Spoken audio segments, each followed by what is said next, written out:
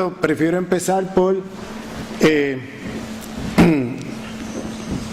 decir que no somos. Y en decir que no somos, vamos a decir que somos. El proyecto de la modernidad-colonialidad es un proyecto de las Américas, que no es solamente en América Latina, es en las Américas, de norte a Suramérica, incluyendo el Caribe y Centroamérica. Es unas intelectuales que estamos localizados en diferentes lugares de las Américas y en diferentes proyectos y luchas políticas, etcétera, que nos planteamos el tema de la descolonización del mundo. Para nosotros descolonización del mundo no es como se entendió en el siglo XX, que era la independencia jurídico-política de un Estado en relación a un imperio colonial, sino que para nosotros la noción de descolonización abarca toda una gama de relaciones de poder que vamos a mencionar aquí con un poco de detalle, que pasa por el tema de la descolonización del conocimiento, la descolonización de la economía política global y sus relaciones de poder, la descolonización de las relaciones de Estado político-militares a nivel global, la descolonización de la espiritualidad global, la descolonización de las relaciones de género y sexualidad, etcétera, y van a ver por qué usamos descolonización. Nosotros no somos marxistas ni somos antimarxistas. Tenemos una posición crítica del marxismo eurocéntrico al mismo tiempo que tratamos de rescatar lo mejor del marxismo. No somos postestructuralistas, tampoco somos anti-postestructuralistas, pero tenemos una posición crítica del postestructuralismo por su sesgo eurocéntrico. Lo que no quiere decir que no reconozcamos aportaciones del pensamiento postestructuralista. No somos anti-postcoloniales, pero tampoco somos postcoloniales. Las diferencias con los postcoloniales más importantes tienen que ver con genealogía histórica. Ellos comienzan la genealogía de la historia colonial en el siglo XVIII. Para ellos, el colonialismo es una experiencia del siglo XVIII en adelante. Para nosotros comienza unos meses después del 2 de enero de 1492. Esto plantea toda una serie de consecuencias. Si empezamos en 1492, en lugar de empezar el siglo XVIII-XIX, esto tiene consecuencias políticas y teóricas. Para empezar, la primera consecuencia a nivel teórico, la relación entre modernidad y colonialidad no es mutuamente constitutiva. Si tú empiezas en el siglo XVIII-XIX, la modernidad aparece como un fenómeno que ocurre, esto es en las narrativas más eurocéntricas, que ocurre con el movimiento de la Ilustración en Francia y en otras partes de Europa, y ese movimiento es el que nos lleva a la modernidad. Si empezamos en 1492, esto tiene consecuencias teóricas, porque la relación entre modernidad y colonialidad es mutuamente constitutiva. No puedes separar la modernidad de la colonialidad. No hay modernidad sin colonialidad. Es decir, no hay modernidad sin la dominación y explotación sobre los países periféricos. No hay modernidad, es decir, las instituciones de la modernidad de ciudadanía, derechos ciudadanos, democracia, todas estas cosas, sin la esclavización de una gran parte de la humanidad. Ambas cosas van juntas. Parte de las implicaciones que tiene esto es que la historiografía, tal y como nos ha sido contada, pues tiene toda una serie, unos sesgos que tienen que ver con esta historia de ocultamiento, tanto de la colonización de las Américas como de los procesos coloniales al interior de Europa. Si la modernidad y la colonialidad van juntas, uno de los problemas a descolonizar es el problema epistemológico. Si el problema de la modernidad, si la modernidad es colonial, no solamente porque desde el comienzo se construye toda una apropiación de riqueza, todos unos privilegios sobre unas poblaciones sobre otras, a partir de la colonialidad sobre los demás, no solamente eso ocurre en el campo de la economía política, sino que ocurre en el campo del conocimiento. Porque parte del proceso de inferiorizar al otro, de esclavizarlo, de explotarlo, dominarlo, de pagarle menos, etcétera, pasa por el tema de la inferiorización del otro. Entonces, hemos mencionado en primer lugar una diferencia de genealogía histórica. Empezamos en 1492 y no en el siglo XVIII y XIX. Las implicaciones de eso en términos de la relación de cómo vemos la modernidad. Para ellos la modernidad es salvable porque modernidad y colonialidad no son mutuamente constitutivos, mientras que para nosotros, por ser mutuamente constitutivos, por no haber modernidad o colonialidad, sin colonialidad, la modernidad no es solución, es el problema, es parte del problema y hay que superarla, hay que ir más allá de ella. Entonces hay que destruir todas las relaciones de poder que están articuladas a ese proyecto. Entonces, en tercer lugar, hay una diferencia que tiene que ver también con cómo vemos la relación entre cultura y economía política. Para nosotros, el tema de qué viene, cuál es la determinación en última instancia, ¿no? Que eso se ve mucho en los debates en la literatura marxista eurocéntrica. Y claro, los postcoloniales, los postmodernos, los estudios culturales responden a eso con otra determinación en última instancia. Porque para, por ejemplo, el marxismo, la determinación en última instancia es la lucha de clases, los factores económicos, el modo de producción, etcétera, ¿no? Para los postcoloniales, postmodernos o los estudios culturales, la última instancia es los procesos culturales, ideológicos culturales.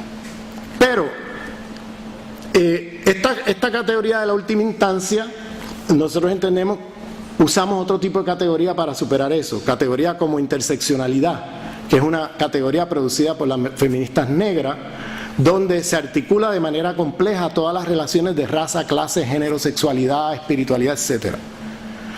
O heterarquía, múltiples jerarquías de poder enredadas entre sí. O heterogeneidad histórico-estructural, que es un concepto de Aníbal Quijano, el que acuña, el científico social peruano que acuña la noción de colonialidad del poder, que habla de heterogeneidad histórico-estructural, donde los procesos ocurren de una manera más entramada, enredada, imbricada, y donde no hay una determinación en última instancia, sino que los procesos ocurren de manera compleja y hay que mirar cómo estas cosas se articulan en la concreta.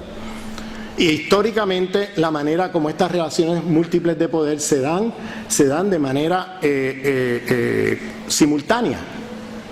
Cuando se da la expansión colonial europea, en este caso española, a las Américas, no fue que primero llegó la economía allí y después llegó la ideología y después llegó el patriarcado judeocristiano y después inferiorizaron racialmente al otro y cada cosa llegó en una fila.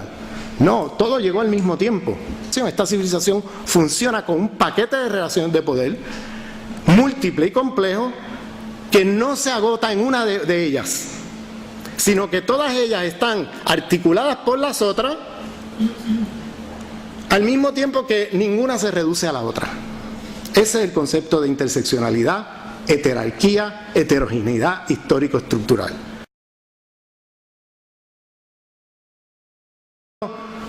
En mi trabajo yo rehúso hablar de capitalismo global o sistema mundo capitalista. Yo prefiero, a riesgo de sonar ridículo, de usar una frase más larga para nombrar la civilización en que estamos. Y yo le llamo sistema mundo, pues un sistema mundial.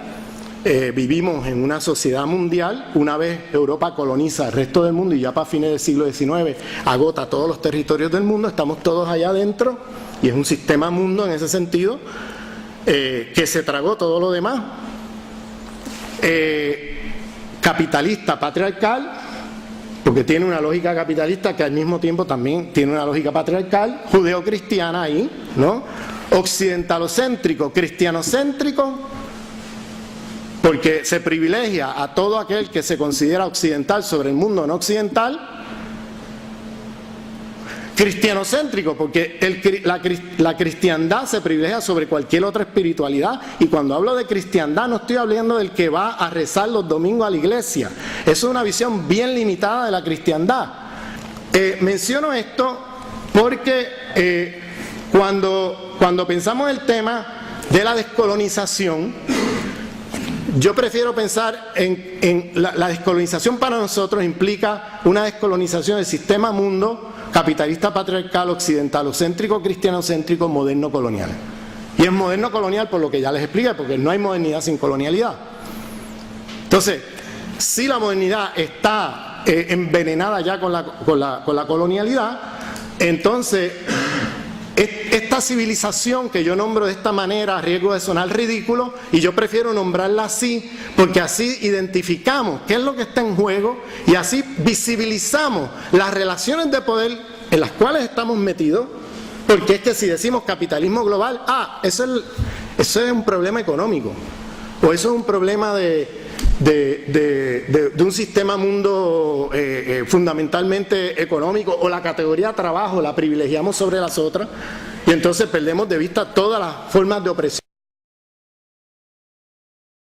Otra diferencia que es importante mencionar es un privilegio sobre lo que mencionaba antes. No se plantean el problema de la diversidad epistémica. Al no plantearse ese problema, quedan enredados en únicamente utilizar el pensamiento crítico que produce Occidente. Todo lo demás queda fuera. Para nosotros es fundamental abrirnos ese diálogo interepistémico y pensar desde otras geopolíticas del conocimiento y otras corpopolíticas del conocimiento que no son las del hombre occidental, aunque sea un hombre occidental crítico y todo. Con eso no estamos diciendo que no se use el pensamiento crítico occidental, pero para usarlo no lo puedes usar de manera mecánica y aplicarlo al resto de las realidades del mundo como si fuera, allá están las categorías universales en Gramsci, Foucault, Derrida o Marx o Lacan, y luego lo extrapolas al resto del mundo. No puede ser así, porque la experiencia histórico-social de esas otras realidades son ya experiencias histórico-social que son muy diferentes a las que pensó Gramsci, a las que pensó Derrida, a las que pensó Foucault, a las que pensó Marx, a las que pensó Lacan y todos los demás, y Negri. Muy distinta a todas esas realidades. Entonces, si se fijan, la teoría social y el pensamiento crítico que usamos viene fundamentalmente de la teoría social producida a partir de la experiencia histórica de 5 países del mundo. Obsérvenlo. Cuando digo hombres occidentales, no son todo Occidente, es de 5 países de todo Occidente. Es Italia, Francia, Inglaterra, Alemania y los Estados Unidos. Ahí se concentra todos los teóricos sociales, todos los filósofos y todos los pensadores críticos del canon occidental, de las disciplinas de la Universidad Occidentalizada, en esos 5 países. Si lo piensan bien, estamos hablando de la experiencia histórica del 12% de la población del mundo.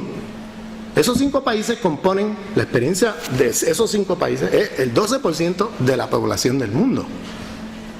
O sea, estas personas que han teorizado la experiencia, esa experiencia, están teorizando sobre una experiencia muy limitada, porque es la experiencia del 12% de la población del mundo. ¿Qué pasa con todos esos pensadores y pensadoras que están pensando la experiencia del 80% de la población del mundo? No, esa gente queda fuera. Esa gente no se discute, no se toma en serio, no se lee. Pero cuando lo miras de esta manera, el hecho de que esta es la experiencia histórica de 5 países que componen el 12% de la población mundial, y cuando entiendes que la experiencia histórica de la periferia del mundo no es la experiencia histórica del centro del sistema mundo, ni siquiera de estos 5 países del centro del sistema mundo, es que se hace absurdo cuando lo miras de esa manera, que eso sea lo que se llama ciencias sociales y que eso sea lo que se llama pensamiento crítico occidental. Hay una insurgencia epistémica en el planeta hoy. Si se fijan, hace 30, 40 años los levantamientos en tercer mundo eran todos marxistas. Observen hoy día los levantamientos en la periferia del tercer mundo son de cosmogonías indígenas, de aborígenes o islam político o etcétera, etcétera. Pues lo que ocurre históricamente es que toda la idea de progreso, toda la idea de que todo lo nuevo es mejor, toda la idea de que la tecnología y la industrialización nos va a llevar a un mundo feliz, todas estas ideas que están asociadas al proyecto moderno colonial están en crisis terminal. Uno, por los desastres, la destrucción de la vida humana y no humana que ha conllevado, ¿no? Número uno. Y número dos, porque nos ha llevado una encerrona por las crisis que mencionaba, todas las múltiples crisis que estamos viviendo. Entonces, por eso vemos hoy día que ahora tú no puedes entender Bolivia hoy sin entender lo que es el Sumacamaña, sin entender lo que es el Pachamama, sin entender las categorías críticas que vienen del pensamiento crítico aymara y quechua, que tiene una larga tradición allí. Lo mismo pasa en un lugar como el Líbano, donde no puedes entender el pensamiento crítico que nace del movimiento antiimperialista, antisionista, Hezbollah, sin entender la tradición y las categorías de pensamiento del Islam chií radical. No lo puedes entender. Estamos en una transición, es un nuevo sistema histórico. Lo que no sabemos es qué es lo que viene después de esto, que puede ser peor o mejor.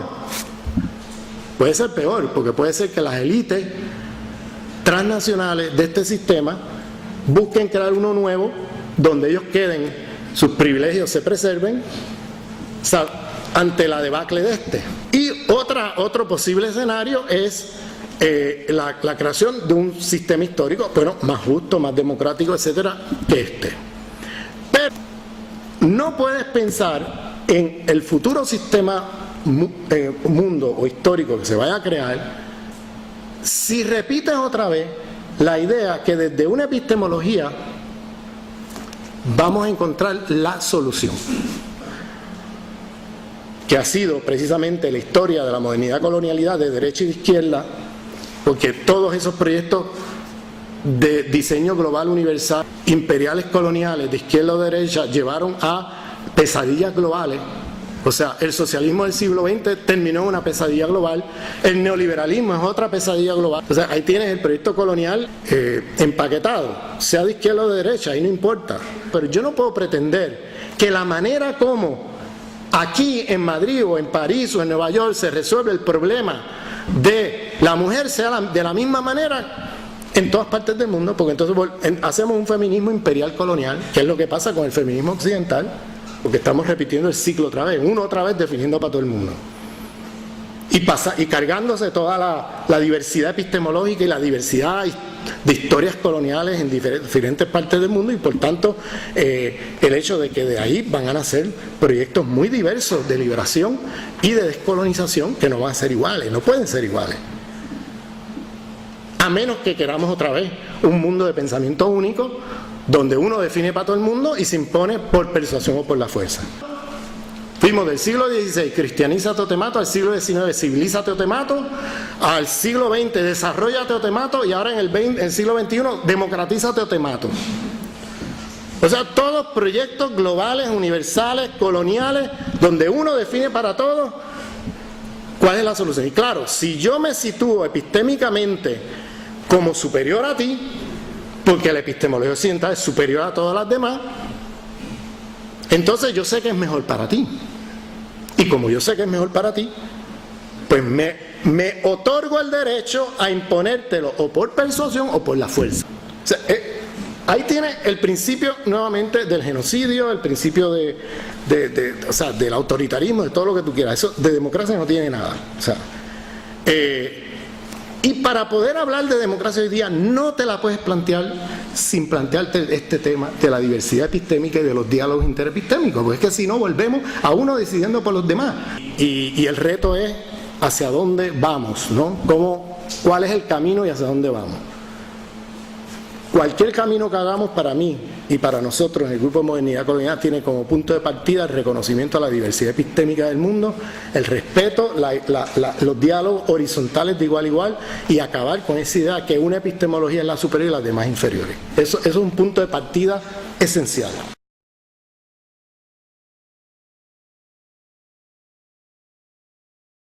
Vamos a pasar ahora a la discusión conceptual sobre el tema del racismo. Aquí me voy a basar en Fanon y voy a traer aportaciones de Boaventura de Sosa Santos. Lo que plantea todos los teóricos del racismo, y en eso hay un consenso, es que el racismo es siempre institucional. Es decir, no hay racismo sin instituciones sociales ejerciendo racismo sobre poblaciones. ¿Por qué? Porque yo puedo tener un prejuicio en mi cabeza sobre un grupo social. Si no hay instituciones que lleven a cabo y creen un efecto social, ¿no?, de ese prejuicio que tengo en mi cabeza, se traduzca en discriminación en mercados laborales, discriminación en acceso a recursos para la educación, discriminación en acceso a espacios universitarios, discriminación, etcétera. Para que haya racismo, tiene que haber esa combinación del estereotipo o el prejuicio junto con una institucionalidad que lo va a implementar y va a crear efecto social. De lo contrario, es un simple prejuicio en la cabeza de uno. Entonces, la estructura del racismo para Fanon es una estructura de superioridad, inferioridad sobre la línea de lo humano. Lo que plantea Fanon es que la estructura del racismo es una institución de poder, jerarquía de poder global que atraviesa todas las relaciones sociales, incluyendo la economía política, donde se clasifica a unos grupos sociales de superiores y otros inferiores sobre la línea del humano. Entonces, Fanon añade aquí, superior es igual a humano, inferior es igual a subhumano o no humano. Es importante esa distinción porque tiene que ver con el divide y vencerá. Los grupos hegemónicos ejercen como parte de la colonialidad una división entre los grupos inferiorizados, haciéndole a algunos creer que están más cerca de lo blanco que de lo indígena o lo negro. Entonces estos, a pesar de que no son vistos como humanos por este grupo, les hacen creer que sí, que están más cerca de aquí que de acá, y crean una división entre los grupos que son inferiorizados en la sociedad. Entonces, por eso la categoría subhumano y no humano es importante aquí, porque ambas son categorías de inferiorización debajo de la línea del humano, pero establece una jerarquía ahí entre unos y otros para ponerlos a pelear entre ellos, ¿no? Entonces, estos, como son considerados con ciertos privilegios sobre esto, entonces le dan la espalda a esto, ¿no? Y piensan que están más cercanos o que forman parte de esto, a pesar que los de aquí no los ven como parte de ellos. Entonces, aquí él añade una noción que dice superior igual a humano igual a zona del ser. Inferior igual a subhumano no humano igual a zona del no ser. Esto de zona del ser significa que todas las formas de existencia, de vida, de pensar, de rezar, espiritual, ¿no?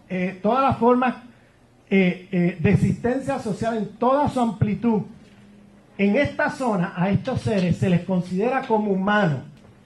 Zona del no ser significa que estos seres aquí, por ser inferiorizados bajo la línea del humano, sus formas de vivir, existir, pensar, sus formas espirituales, etcétera, son consideradas inferiores como no humanas o subhumanas debajo de la línea del humano sobre esta zona. Aquí, en esta zona, lo mismo que en esta zona, no son zonas homogéneas. Aquí hay una heterogeneidad de sujetos y acá hay otra heterogeneidad de sujetos. En esta zona hay opresión, hay una dialéctica del yo y el otro, que es la dialéctica hegeliana de reconocimiento, donde hay un yo y hay un otro. Fanon va a decir, en esta zona, como la humanidad de esta gente es reconocida, hay un reconocimiento aquí, de este yo sobre este otro.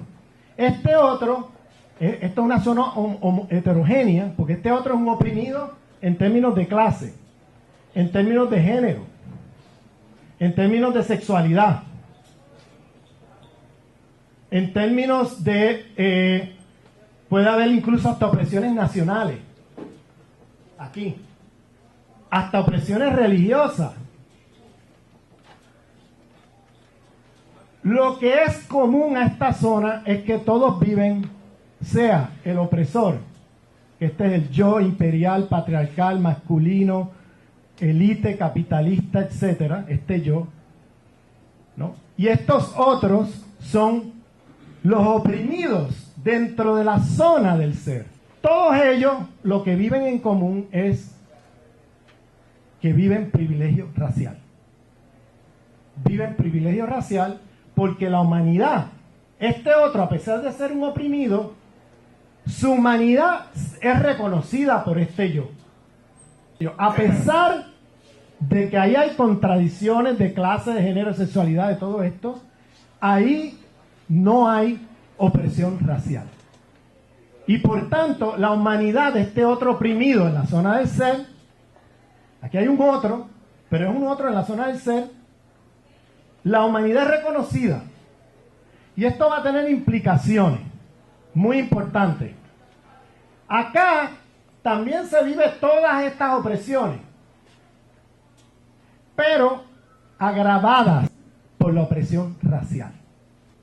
Acá se viven las mismas opresiones, pero se vive privilegio racial. Como acá se vive opresión racial, estos sujetos oprimidos a través de estos ejes de poder, se agrava la opresión, se agrava por ser considerados debajo de la línea de humanos, por haber sido deshumanizados. Entonces, esto tiene implicaciones porque aquí voy a añadir algo que dice Boaventura de Sousa Santos, y es que aquí tienes regulación y emancipación como los mecanismos usados por el sistema para administrar los conflictos en esta zona. Regulación significa código de derechos que son reconocidos a los obreros, a las mujeres, a los gays, a diferentes grupos religiosos, etcétera, en esta zona. Código de derechos humanos, derechos laborales, derechos de la mujer, derechos, etcétera. O sea, formas de regulación se refiere a ese código de reconocimiento de derechos. Y emancipación es discursos de emancipación que se reconocen en la zona del ser, que no son reconocidos en la zona del no ser. Es decir, aquí, como la humanidad del otro es reconocida, entonces se manejan discursos ilustrados de igualdad, de emancipación, la igualdad de la mujer, la igualdad de los obreros, la igualdad de la liberación, emancipación, etcétera. O sea, que aquí el sistema regula los conflictos o los administra los conflictos con métodos como tendencia fundamentalmente pacíficos, con momentos excepcionales de violencia. Con momentos excepcionales. No es que no hay nunca violencia aquí. Aquí hay violencia también, pero son como ese momento excepcional, no como constante. Mientras que en la zona del no ser, aquí el sistema administra el conflicto con violencia y con apropiación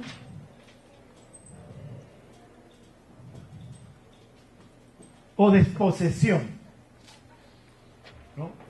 La violencia y la desposesión continua, con momentos excepcionales de regulación y emancipación, es decir, de paz. Cuando digo se agrava, esa palabra es por los mecanismos y métodos que usa el sistema, ¿no?, en esta zona. Aquí se agrava todas estas opresiones por el asunto de tipo racial. Vamos a poner ejemplos. Vamos a empezar por el asunto norte-sur en la escala global.